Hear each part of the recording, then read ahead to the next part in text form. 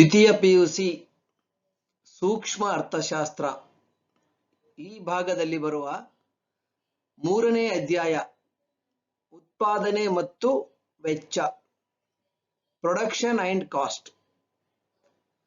ಈ ಪಾಠದಲ್ಲಿ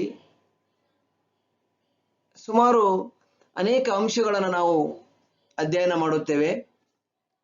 ಅದರಲ್ಲಿ ಮೊದಲನೇದಾಗಿ ಉತ್ಪಾದನೆ ಎಂದರೇನು, ಉತ್ಪಾದನೆಯ ಅರ್ಥ, ಉತ್ಪಾದನಾ ಬಿಂಬಕ, ಸಮ ಉತ್ಪನ್ನ ರೇಖೆಗಳು, ಒಟ್ಟು ಉತ್ಪನ್ನ, ಸೀಮಾಂತ ಉತ್ಪನ್ನ ಮತ್ತು ಸರಾಸರಿ ಉತ್ಪನ್ನ. ಇದನ್ನ total product, marginal product, average product ಅಂತ ಕರಿತೀವಿ ನಾವು. ಟಿಪಿ, ಎಂಪಿ, ಎಪಿ ಅಂತೇಳಿ. ಬದಲಾಗುವ ಪರಿಮಾಣಗಳ ನಿಯಮ, ಪ್ರತಿಫಲಗಳ ಪ್ರಮಾಣ ನಿಯಮ, ನಂತರ ವೆಚ್ಚ, ವೆಚ್ಚದ ಅರ್ಥ, ಅಲ್ಪಾವಧಿ ಮತ್ತು ದೀರ್ಘಾವಧಿ ವೆಚ್ಚಗಳು. ಇಷ್ಟು ಅಂಶಗಳು ನಾವು ಈ ಪಾಠದಲ್ಲಿ ಅಧ್ಯಯನವನ್ನು ಮಾಡುತ್ತೇವೆ. ಈ ಪಾಠದಲ್ಲಿ ಮೊದಲನೇ ಕಾನ್ಸೆಪ್ಟ್ ಉತ್ಪಾದನೆ, production. Production is the process of transformation of physical input, physical output. ಆದಾನಗಳನ್ನು ಬಳಸಿ ಉತ್ಪನ್ನಗಳಾಗಿ ಮಾಡುವ ಕ್ರಿಯೆಯನ್ನು ಉತ್ಪಾದನೆ ಎನ್ನುವರು. ಆದಾನಗಳು ಅಂದ್ರೇನು? ಉತ್ಪಾದನಾಂಗಗಳು. ಉದಾನಗಳು ಅಂದ್ರೆ ಉತ್ಪನ್ನಗಳು.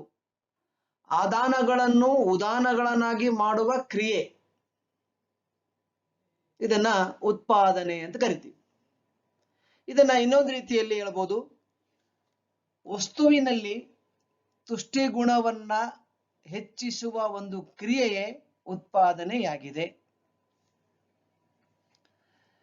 ಆದಾನಗಳನ್ನು ಬಳಸುವುದು ಅಂದ್ರೆ ಉತ್ಪಾದನಾಂಗಗಳನ್ನ ಬಳಸಿ ಉತ್ಪನ್ನಗಳನ್ನಾಗಿ ಮಾಡ್ತೀವಿ. ಉದಾಹರಣೆ, ಹತ್ತಿಯನ್ನ ಬಳಸಿ ಬಟ್ಟೆಯನ್ನ ತಯಾರು ಮಾಡ್ತೀವಿ, ಕಬ್ಬನ್ನ ಬಳಸಿ ಸಕ್ಕರೆಯನ್ನ ತಯಾರು ಮಾಡ್ತೀವಿ, ಮರದ ದಿಣ್ಣೆಗಳನ್ನು ಬಳಸಿ ಟೇಬಲು, ಕುರ್ಚಿ ಅದನ್ನ ಬಳಸ್ತೀವಿ. ಇಲ್ಲಿ ಚಿತ್ರದಲ್ಲಿ ಗೋಧಿ ಇದೆ, ಇಲ್ಲಿ ಗೋಧಿ ಕೊಟ್ಟಿದ್ದೀನಿ. ಗೋಧಿಯನ್ನ ಬಳಸಿ ಒಬ್ಬ ಬೇಕರಿಯವನು ಅದನ್ನ ಹಿಟ್ಟು ಮಾಡಿ ಬೇಕರಿಯಲ್ಲಿ ಏನ್ ತಯಾರು ಮಾಡ್ತಾನೆ? ಬ್ರೆಡ್ ಅನ್ನ ತಯಾರು ಮಾಡ್ತಾನೆ. ಇಲ್ಲಿ ಗೋಧಿ ಎನ್ನುವಂಥದ್ದು ಉತ್ಪಾದನಾಂಗ, ಆದಾನ. ಇದನ್ನ ಮಾಡುವ ಕ್ರಿಯೆ ಪ್ರೋಸೆಸ್. ಗೋಧಿ ಇನ್ಪುಟ್ಸ್, ಅದನ್ನು ಮಾಡುವ ಕ್ರಿಯೆ ಪ್ರೋಸೆಸ್. ಗೋಧಿಯನ್ನ ಬಳಸಿ ನಾವು ಏನ್ ತಯಾರು ಮಾಡಿದೀವಿ ಈಗ? ಬ್ರೆಡ್. ಇದು ಔಟ್ಪುಟ್. ಇನ್ಪುಟ್ಸ್ ಅನ್ನು ನಾವು 4 ರೀತಿಯಲ್ಲಿ ನೋಡ್ತೀವಿ: land, labour, capital and organisation ಅಂತ ಕರಿತೀವಿ ನಾವು. ಶ್ರಮ, ಭೂಮಿ, ಶ್ರಮ, ಬಂಡವಾಳ ಮತ್ತು ಸಂಘಟನೆ. ಇವು 4 ಉತ್ಪಾದನಾಂಗಗಳನ್ನ ಇನ್ಪುಟ್ಸ್ ಅಂತ ಕರಿತೀವಿ ನಾವು. ಇದನ್ನ ಆದಾನಗಳು ಅಂತ ಕರಿತೀವಿ ನಾವು. ಈ ಆದಾನಗಳನ್ನು ಬಳಸಿ ಏನ್ ಮಾಡ್ಬೇಕು? ಉದಾನಗಳನ್ನಾಗಿ, ಉತ್ಪನ್ನಗಳಾಗಿ. ಸಿಂಪಲ್ ಆಗಿ ಹೇಳ್ಬೇಕಂದ್ರೆ ಕಚ್ಚಾ ವಸ್ತುವನ್ನ ಸಿದ್ಧ ವಸ್ತುಗಳನ್ನಾಗಿ ಮಾಡುವ ಒಂದು ಕ್ರಿಯೆಯೇ ಉತ್ಪಾದನೆಯಾಗಿದೆ.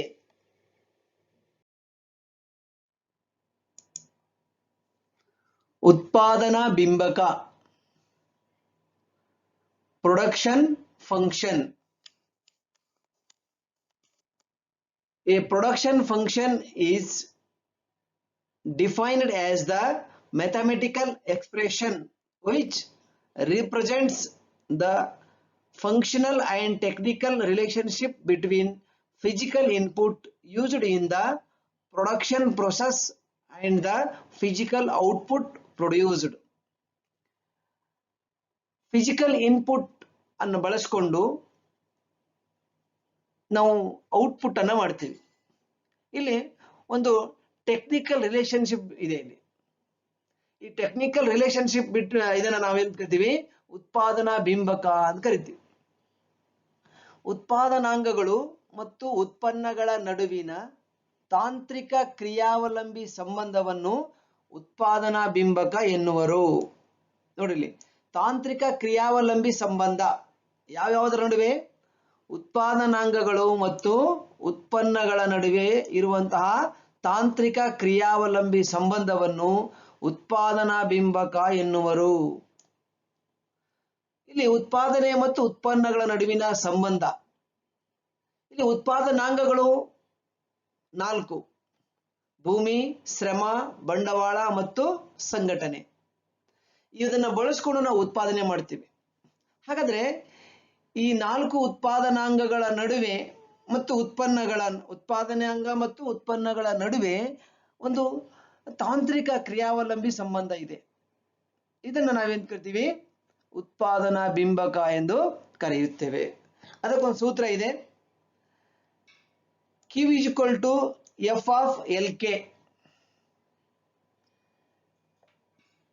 Q ಅಂದ್ರೆ quantity of production, L = labour ಶ್ರಮ, K = ಕ್ಯಾಪಿಟಲ್ ಬಂಡವಾಳ. ಕ್ಯಾಪಿಟಲ್ ಅನ್ನ ಸಿ ಬಳಸಬಹುದು, ಆದ್ರೆ ನಾವು ಅರ್ಥಶಾಸ್ತ್ರದಲ್ಲಿ ಸಿ ಅನ್ನ ಈಗಾಗಲೇ ಕನ್ಸ್ಯೂಮ್ಷನ್ ಗೆ ಬಳಸ್ಕೊಂಡಿವಿ. ಹಾಗಾಗಿ ಬಂಡವಾಳವನ್ನ ಅಥವಾ ಕ್ಯಾಪಿಟಲ್ ಅನ್ನ ಕೆ ಅಂತೇಳಿ ಗುರುತಿಸ್ತೀವಿ. ಇಲ್ಲಿ ಎಫ್ ಅನ್ನುವಂಥದ್ದು ಸಂಬಂಧ. ಯಾವುದರ ಸಂಬಂಧ? ಉತ್ಪಾದನೆ ಮತ್ತು ಉತ್ಪಾದನಾಂಗಗಳ ನಡುವಿನ ಸಂಬಂಧ. ಇಲ್ಲಿ ಯಾವ ತರ ಇರುತ್ತಂತಾರೆ, ತಾಂತ್ರಿಕ ಕ್ರಿಯಾವಲಂಬಿ ಸಂಬಂಧ ಅಂತ ಕರಿತೀವಿ ನಾವು ಇದನ್ನು. ಇಲ್ಲಿ ಎರಡು ಉತ್ಪಾದನಾಂಗಗಳನ್ನು ತೋರಿಸಿದ್ದೀನಿ, ಎಲ್ ಮತ್ತು ಕೆ, ಶ್ರಮ ಮತ್ತು ಬಂಡವಾಳ. ಇವೆರಡು ಬದಲಾಗುವ ಉತ್ಪಾದನಾಂಗಗಳು, ವೇರಿಯೇಬಲ್ ಇನ್ಪುಟ್ಸ್ ಇವು. ಸೊ ಹಾಗಾಗಿ ಇವೆರಡನ್ನ ಬದಲಾವಣೆ ಮಾಡುತ್ತಾ ಉತ್ಪಾದನೆಯಲ್ಲಿ ಯಾವ ರೀತಿಯಾಗಿ ಹೆಚ್ಚು ಕಡಿಮೆ ಮಾಡಬಹುದು ಅನ್ನುವಂಥದ್ದನ್ನ ಸೂಚಿಸ್ತದೆ. ಹಾಗಾಗಿ ಈ ಬದಲಾಗುವ ಉತ್ಪಾದನಾಂಗಗಳು ವೇರಿಯೇಬಲ್ ಇನ್ಪುಟ್ಸ್ ಮತ್ತು ಪ್ರೊಡಕ್ಷನ್, ಈ ಎರಡು ನಡುವಿನ ಸಂಬಂಧವನ್ನು ತಿಳಿಸುವುದೇ ಎಫ್. ಇದನ್ನು ನಾವು ಉತ್ಪಾದನಾ ಬಿಂಬಕ ಅಂತೇಳಿ ಕರೆಯುತ್ತೇವೆ. ಸಮ ಉತ್ಪನ್ನ ರೇಖೆ, ಐಸೋಕ್ವಾಂಟ್ಸ್. ಈ ಸಮ ಉತ್ಪನ್ನ ರೇಖೆ ಯಾವುದನ್ನ ಹೋಲುತ್ತದಂದ್ರೆ ಔದಾಸೀನ್ಯ ವಕ್ರರೇಖೆಗೆ ಹೋಲ್ತದೆ. ಔದಾಸೀನ್ಯ ವಕ್ರರೇಖೆ ಅಂದ್ರೆ ಏನಪ್ಪಾ ಅಂತಂದ್ರೆ, ಒಂದೇ ಮಟ್ಟದ ತುಷ್ಟಿಗುಣವನ್ನ ನೀಡುವ ಎರಡು ಸರಕುಗಳ ವಿವಿಧ ಸಂಯೋಜನೆಗಳನ್ನ ತೋರಿಸುವ ರೇಖೆಯೇ ಔದಾಸೀನ್ಯ ವಕ್ರರೇಖೆ. ಆ ಔದಾಸೀನ್ಯ ವಕ್ರರೇಖೆಯ ಮೇಲಿನ ಎಲ್ಲಾ ಬಿಂದುಗಳು ಒಂದೇ ಮಟ್ಟದ ತುಷ್ಟಿಗುಣವನ್ನ ಸೂಚಿಸುತ್ತದೆ. ಹಾಗೆಯೇ ಸಮ ಉತ್ಪನ್ನ ರೇಖೆ ಅಂದ್ರೆ ಏನಂತಂದ್ರೆ, ಒಂದೇ ಗರಿಷ್ಠ ಮಟ್ಟದ ಉತ್ಪಾದನೆಯನ್ನು ನೀಡುವ ಎರಡು ಉತ್ಪಾದನಾಂಗಗಳ ಎಲ್ಲಾ ಸಂಭವನೀಯ ಸಂಯೋಜನೆಗಳ ಸಮೂಹವನ್ನು ಸಮ ಉತ್ಪನ್ನ ರೇಖೆ ಎನ್ನುವರು. ನೋಡಿ, ಒಂದೇ ಗರಿಷ್ಠ ಮಟ್ಟದ ಉತ್ಪಾದನೆ ನೀಡುವಂತಹ ಎರಡು ಉತ್ಪಾದನಾಂಗಗಳು ಅಂದ್ರೆ ಶ್ರಮ ಮತ್ತು ಬಂಡವಾಳ, ಈ ಎರಡು ಉತ್ಪಾದನಾಂಗಗಳ ಎಲ್ಲಾ ಸಂಭವನೀಯ ಸಂಯೋಜನೆಗಳನ್ನ ನಾವು ರೇಖಾಚಿತ್ರದ ಮೇಲೆ ಗುರುತಿಸಿದಾಗ ಬರುವಂತಹ ರೇಖೆಯೇ ಸಮ ಉತ್ಪನ್ನ ರೇಖೆಯಾಗಿದೆ. ಸಮ ಉತ್ಪನ್ನ ರೇಖೆಯು ಕೆಲವು ಲಕ್ಷಣಗಳನ್ನು ಹೊಂದಿದೆ. Isoquants, features of isoquants. Rule 1, always convex to origin. Rule 2, always negative sloped. Rule 3, same output on one curve. ಅಂದ್ರೆ ಈ ಸಮ ಉತ್ಪನ್ನ ರೇಖೆಯು ಯಾವಾಗಲೂ ಮೂಲಕ್ಕೆ ಪೀನ ಮಧ್ಯವಾಗಿರುತ್ತದೆ. ಇದು ಎಡದಿಂದ ಬಲಕ್ಕೆ ಇಳಿಮುಖವಾಗಿರುತ್ತದೆ. ಸಮ ಉತ್ಪನ್ನ ರೇಖೆಯ ಮೇಲಿರುವ ಎಲ್ಲಾ ಬಿಂದುಗಳು ಒಂದೇ ಮಟ್ಟದ ಉತ್ಪನ್ನವನ್ನು ಸೂಚಿಸುತ್ತದೆ. ಇಲ್ಲಿ ಒಂದು ಟೇಬಲ್ ಇದೆ. ಆ ಟೇಬಲ್ ಅಲ್ಲಿ ಮೊದಲನೇ ಕಾಲಂನಲ್ಲಿ ಸಂಯೋಜನೆ, ಎಲ್ ಅಂದ್ರೆ ಶ್ರಮ, ಕೆ ಅಂದ್ರೆ ಬಂಡವಾಳ, ಕ್ಯೂ ಅಂದ್ರೆ ಉತ್ಪನ್ನ. ಇಲ್ಲಿ ಸಂಯೋಜನೆ A B C D 4 ಸಂಯೋಜನೆಗಳಿವೆ.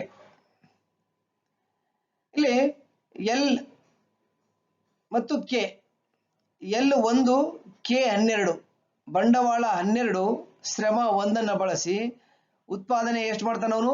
100 unit ದಷ್ಟು ಉತ್ಪಾದಿಸುತ್ತಾನೆ ಒಬ್ಬ ಉತ್ಪಾದಕ. ಅವನೇನ್ ಮಾಡ್ತಾನೆ? ಶ್ರಮವನ್ನ ಜಾಸ್ತಿ ಮಾಡ್ತಾನೆ, 1ರಿಂದ 2ಕ್ಕೆ ಹೆಚ್ಚಿಸ್ತಾನೆ. ಬಂಡವಾಳ 12ರಿಂದ 8ಕ್ಕೆ ಕಡಿಮೆ ಮಾಡ್ತಾನೆ. ಒಂದನ್ನ ಹೆಚ್ಚಿಸಿ ಇನ್ನೊಂದನ್ನ ಕಡಿಮೆ ಮಾಡ್ತಾನೆ. ಲೇಬರ್ ಅನ್ನ ಹೆಚ್ಚಿಸ್ತಾನೆ, ಕ್ಯಾಪಿಟಲ್ ನ ಕಡಿಮೆ ಮಾಡ್ತಾನೆ.